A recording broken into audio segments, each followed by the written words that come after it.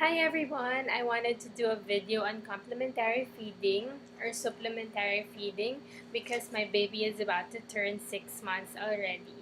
So I have been doing a lot of research over the internet, reading a lot of journals, and since I'm training to become a pediatrician, I have been asking my mentors, old pediatricians like pediatricians who've been practicing for over 30 years. I would ask them their opinion on supplementary feeding.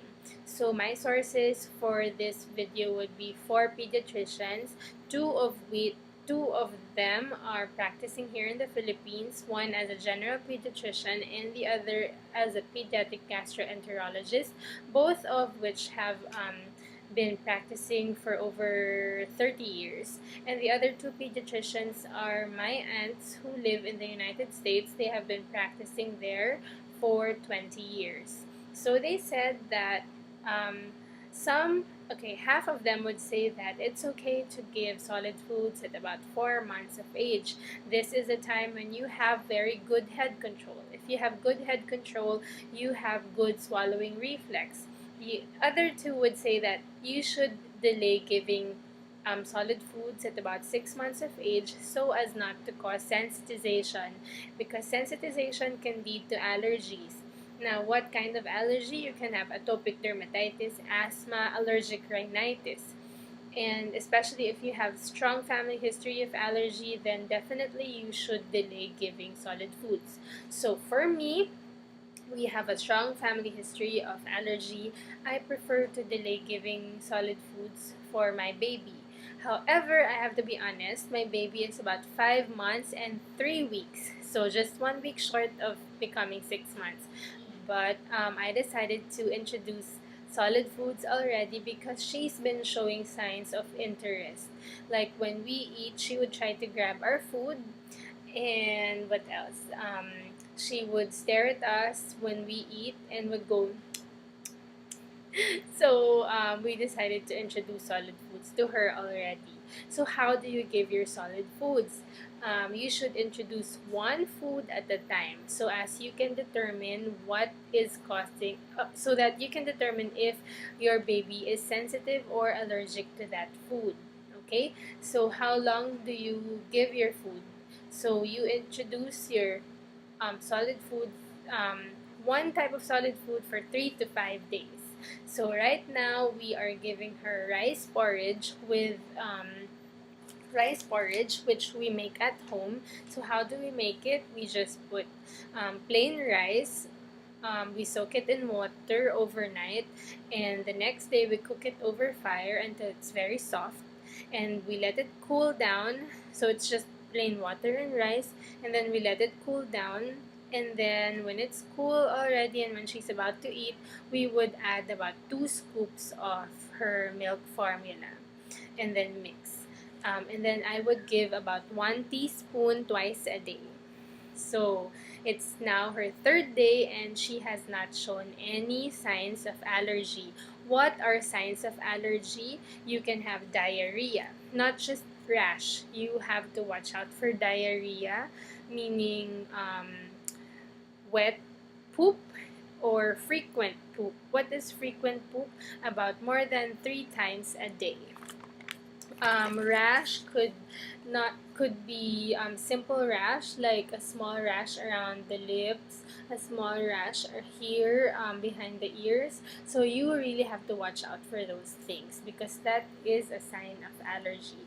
If you have a strong family history of allergy, you should delay. I have a list here of foods that are to be avoided at a certain age group.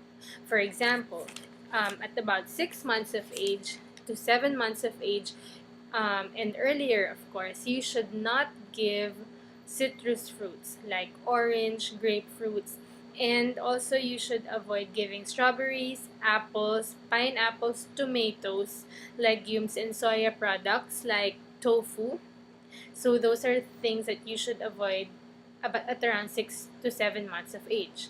But if you have a family history of allergy or asthma or allergic rhinitis or atopic dermatitis, then you should delay giving these foods much later on.